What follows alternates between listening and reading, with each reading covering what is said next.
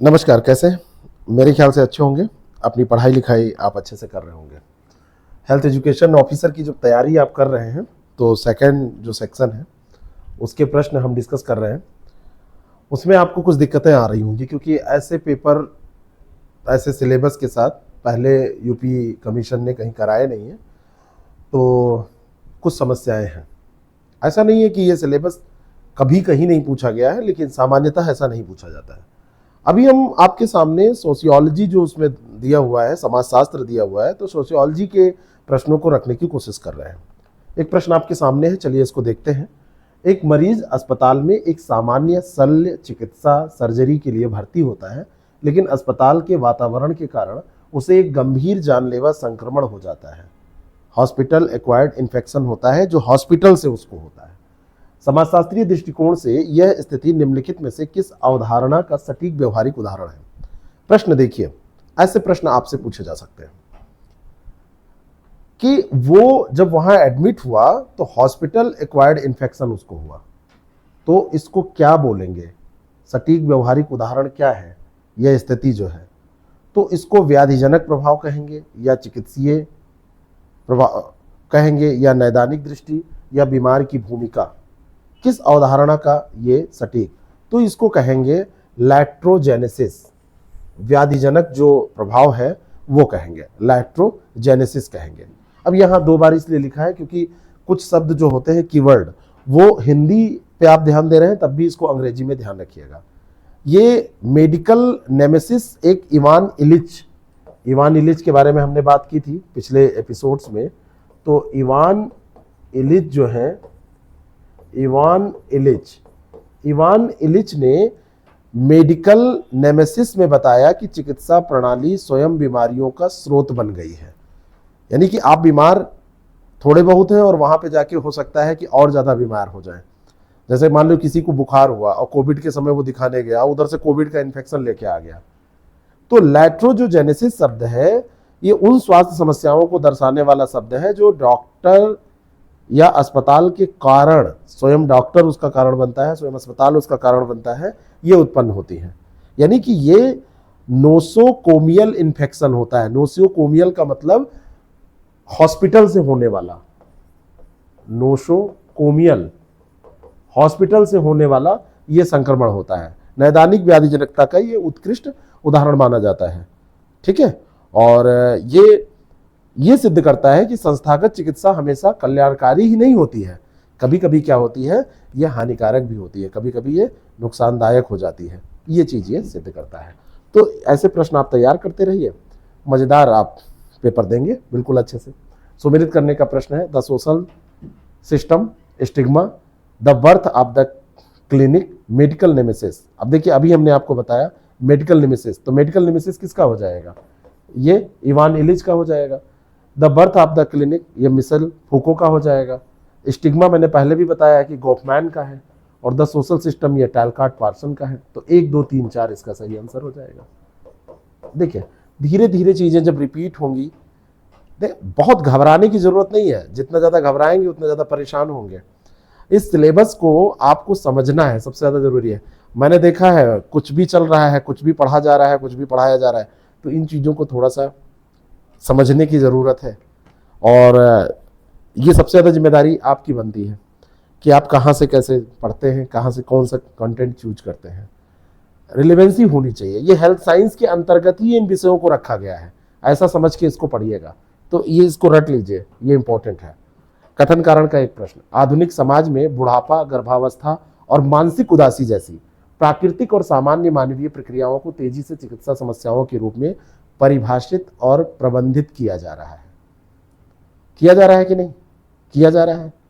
दूसरा है यहां पर कि इरविंग जोला के अनुसार यह चिकित्सीयकरण की प्रक्रिया है जो चिकित्सा प्रणाली और डॉक्टर को सामाजिक नियंत्रण के एक शक्तिशाली उपकरण के रूप में स्थापित करती है। बताइए क्या इसका सही आंसर हो जाएगा? Natural and normal human process like ageing, pregnancy and mental sadness, इसको क्या किया जा रहा है? अब चिकित्सा समस्याओं के रूप में परिभाषित किया जा रहा है। तो पहला तो ये सही है, और दूसरा भी सही है। जोला ने कहा है कि ये चिकित्सीयकरण की प्रक्रियाएं हैं जो चिकित्सा प्रणाली और डॉक्टरों को सामाजिक नियंत्रण के एक शक्तिशाली उपकरण के रूप में स्थापित करती हैं। और दोनों सही है। साथ में अगर यहां पर क्योंकि लगाएंगे तो ये व्याख्या भी हो रही है। ए वाला ऑप्शन इसका बिल्कुल करेक्ट हो जाएगा, है ना। और इसका लाभ किसको मिलेगा? जो फार्मा कंपनियां हैं, फार्मास्यूटिकल जो इंडस्ट्रीज हैं, उनको इसका लाभ मिलेगा। मिलेगा कि नहीं, है ना। और इसी कारण से जो डॉक्टर्स हैं, डॉक्टर्स की स्थिति और मजबूत होगी। अंतिम अधिकार उनको मिल जाएगा आपके जीवन का निर्णय लेने के लिए।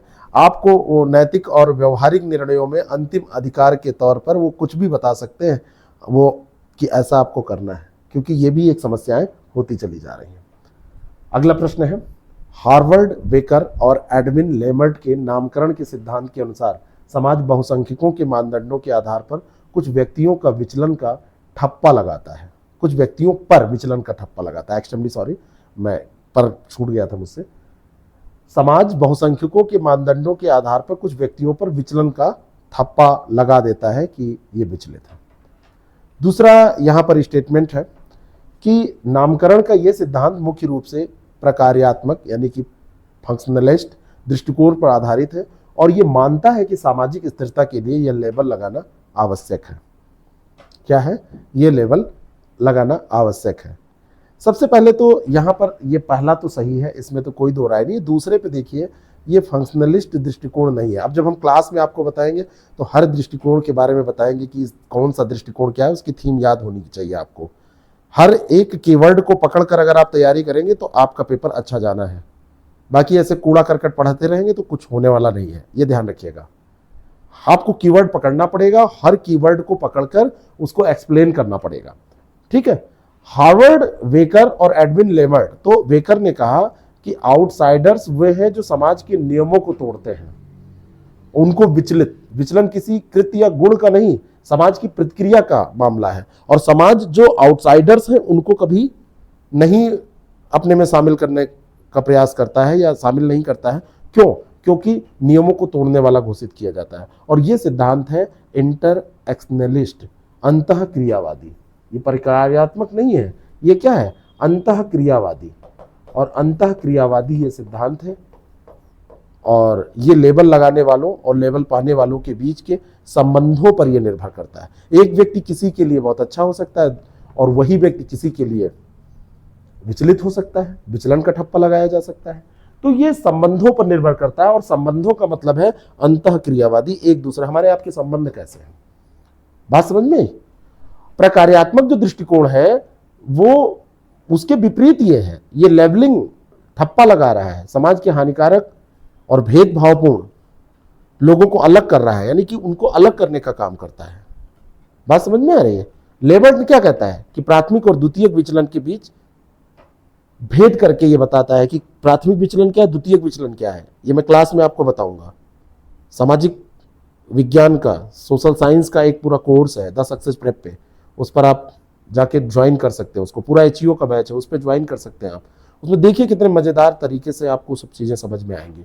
तो ये दूसरा स्टेटमेंट यहां पर गलत है। बेसिक चीज आपसे पूछी गई है, कोई बहुत बड़ी चीज नहीं पूछी गई। ये ऑप्शन इसका बिल्कुल करेक्ट हो जाएगा। ग्रामीण भारत में अक्सर यह देखा जाता है कि पुरुष अपनी शारीरिक बीमारियों और दर्दों को नजरअंदाज करते हैं और इसे सहने को मर्दानगी का प्रतीक मानते हैं। देखिए, बीमारी है लेकिन उसको सह रहे हैं, क्योंकि मर्द को दर्द नहीं होता, आई एम मर्द, मैं मर्द हूं, तो वो नजरअंदाज करते हैं, जिसके कारण वे समय पर चिकित्सा सहायता लेने से बचते हैं। स्वास्थ्य प्राप्ति व्यवहार में बाधा डालने वाली यह स्थिति किस समाजशास्त्रीय अवधारणा का व्यवहारिक उदाहरण है? बात समझो आप, सवाल देखो। सवाल क्या आपको लग नहीं रहा है ये पूछा जाएगा? अगर समाजशास्त्र में चिकित्सा को जोड़ा है, स्वास्थ्य को जोड़ा है, तो वहां पे क्या पूछा जाएगा? लांछन तो ये है नहीं, स्टिग्मा तो ये है नहीं, नैदानिक दृष्टि भी ये नहीं है। हेगेमोनिक मैस्कुलिनिटी, समाज में मर्दानगी का एक आदर्श और एक कठोर रूप को बढ़ावा देने का कार्य करता है हेगेमोनिक मैस्कुलिनिटी। व्यावसायिक प्रभुत्व ये नहीं है। पुरुषों को शारीरिक कमजोरी दिखाने या मदद मांगने से रोकने का काम करता है। वो कहते हैं हम कमजोर हो ही नहीं सकते। हम कैसे कमजोर हैं? हम तो मर्द हैं, मर्द को दर्द नहीं होता, डर मुझे नहीं लगता। कई बार ऐसा होता है कि नहीं होता है? बात समझ रहे हैं? जेंडर की सामाजिक जो परिभाषाएं हैं पुरुषों और महिलाओं के स्वास्थ्य परिणामों को भी वो अलग अलग प्रभावित करती हैं। मैंने आपको बताया था कि महिला बीमार होती है तब भी घर का काम पूरा करती है, पुरुष बीमार होता है तो वो अपना काम जो सामान्यता करता है वो भी बंद कर देता है करना। पुरुष को छोटा मोटा दर्द होता है तो वो मर्द होने के कारण कहता है मर्द को दर्द नहीं होता है, यार मेरे को दर्द नहीं हो सकता, मैं मर्द हूं। ठीक है, तो ये जेंडर भी इसको निर्धारित कर रही है। स्वास्थ्य व्यवहार जेंडर आधारित हो सकता है, जेंडर आधारित असमानता स्वास्थ्य व्यवहार में पाई जाती है। ठीक है, तो ये बी वाला ऑप्शन इसका बिल्कुल करेक्ट हो जाएगा। एक कथन कारण का प्रश्न है, एर्विंग गॉफमैन के अनुसार स्टिग्मा यानी लांछन व्यक्ति की आभासी पहचान और वास्तविक पहचान के बीच एक गहरी खाई पैदा करता है। समाज में कुष्ठ रोग, मानसिक बीमारी, HIV संक्रमित व्यक्तियों को अक्सर उनके मूल रोग से परे एक दागी पहचान दे देती है जो अंततः उनके सामाजिक जीवन और व्यक्तिगत संबंधों को नष्ट कर देती है। लांछन, स्टिग्मा, लांछन की बात हो रही है। एर्विंग गॉफमैन ने कहा कि लांछन व्यक्ति की गरिमा को कम कर देता है।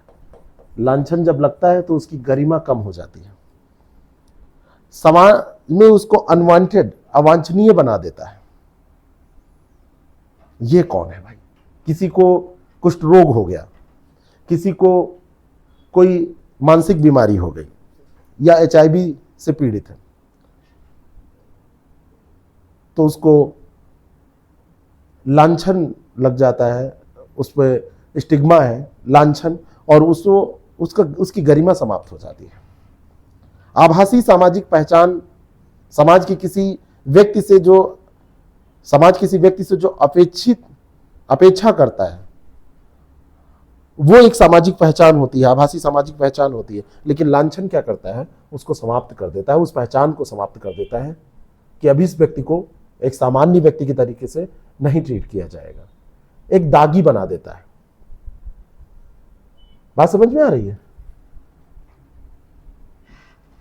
तो खराब पहचान का प्रबंधन, management of spoiled identity, Goffman कहते हैं इसको। दोनों बातें ये सही हैं और यहां पर व्याख्या भी ये कर रहा है। ठीक है, ये व्याख्या भी कर रहा है। बात समझ में आई? तो ये दोनों की दोनों बातें यहां पे सही हैं और ये एक्सप्लेनेशन भी कर रहा है। अगले सवाल पर चलते हैं। TK ओमेन की पुस्तक है करिश्मा, स्टेबिलिटी एंड चेंज। ये भारतीय समाज के संदर्भ में संस्थागत गतिकी का अध्ययन करती है। क्या करती है?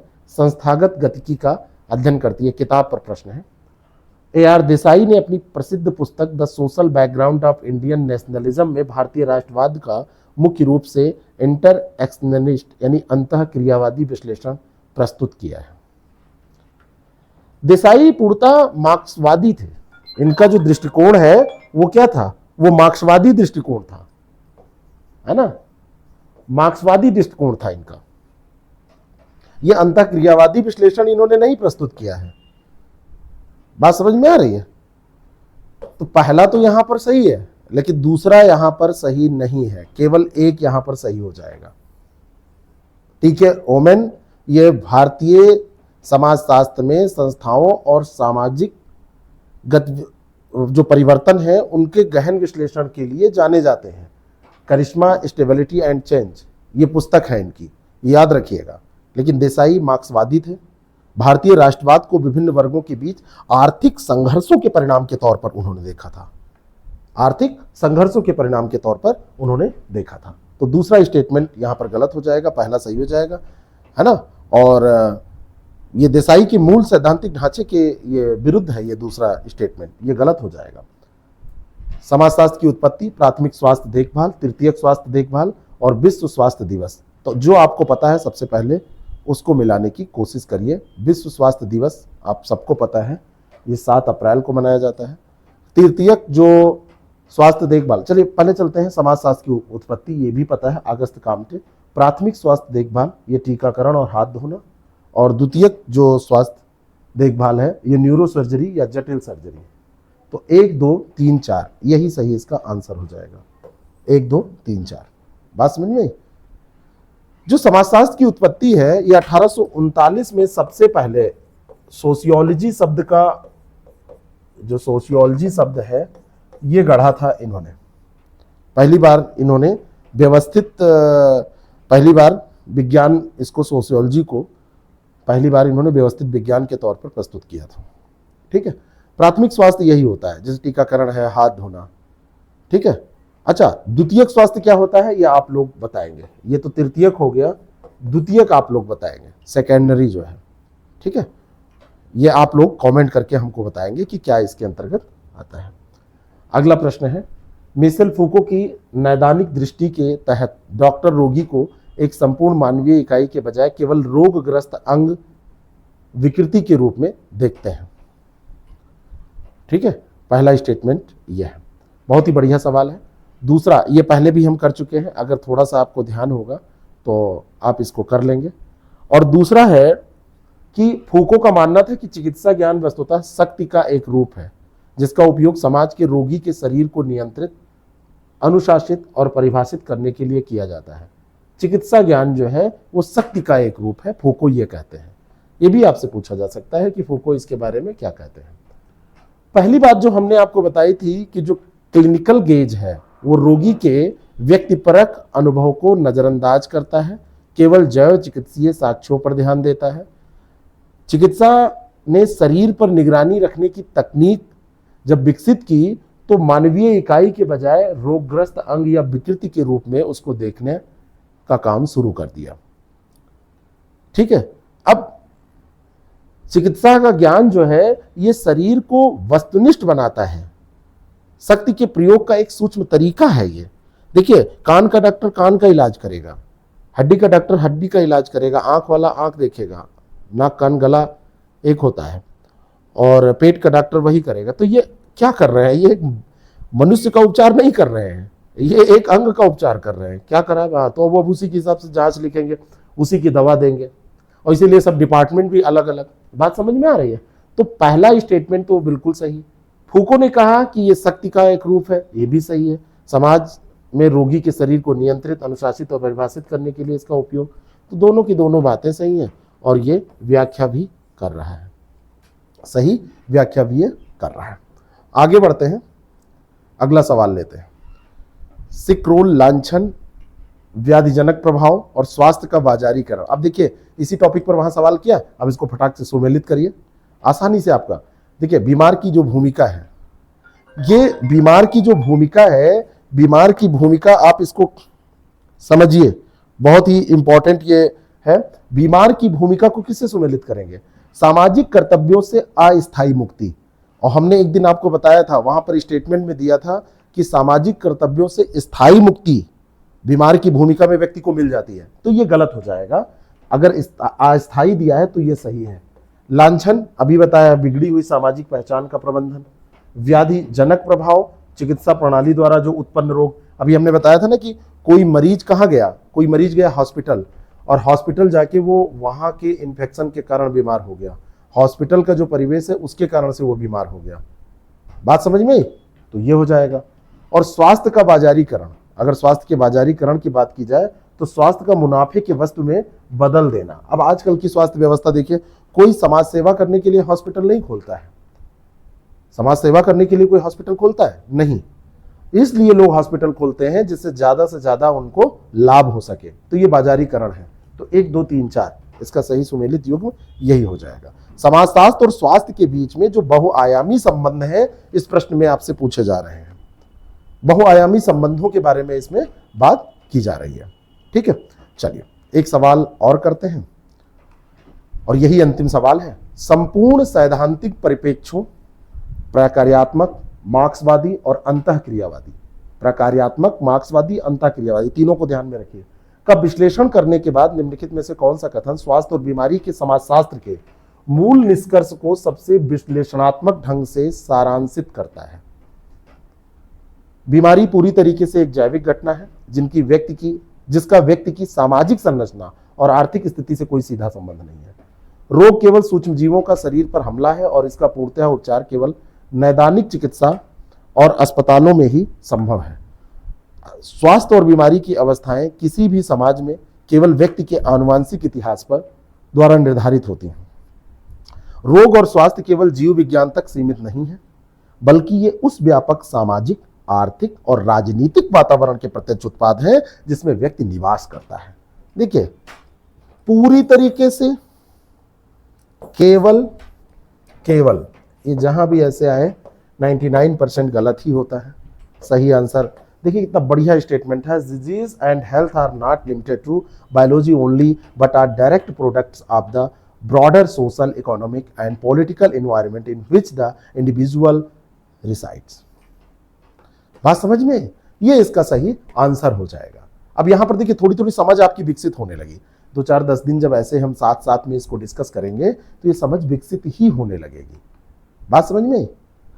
अगर आपको जीएस के साथ इसको तैयार करना है तो हमारे द सक्सेस प्रेप ऐप पर जाके ये फर्स्ट एंड सेकंड दोनों पार्ट को सिलेबस के आप तैयार कर सकते हैं। और अगर केवल आपको सामाजिक विज्ञान पढ़ना है तो इस पर आप तैयार करें, इस बैच में जाकर तैयारी कर सकते हैं। इसमें टेस्ट सीरीज भी इंक्लूडेड है जीएस के साथ पूरी। इसमें आपको केवल सोशल साइंस का ये पूरा सिलेबस मिलेगा। देखिए ये प्रोसेस है और इस प्रोसेस में आपको चलना पड़ेगा, धीरे धीरे ढलना पड़ेगा, धीरे धीरे चीजें समझ में आएंगी। आप सोचे कि बस ऐसे हो जाएगा, नहीं। उत्कृष्ट सामग्री, उत्कृष्ट तरीके से उसको समझना और उसके बाद में जब दोनों का मिक्सअप होगा, दोनों चीजें आपके दिमाग में रहेंगी तो आप अच्छा आंसर कर पाएंगे। मेरी शुभकामनाएं आपके साथ हैं। आप चाहें तो हमारे साथ ये पढ़ाई कर सकते हैं। द सक्सेस प्रेप ऐप है ये, आप इसको प्ले स्टोर पर जाके डाउनलोड कर सकते हैं और वहाँ से आप इन कोर्सेज को एक्सेस कर सकते हैं। और बाकी कोई दिक्कत हो तो इन नंबर्स पे कॉल मैसेज करके सूचना प्राप्त कर सकते हैं। Thank you so much.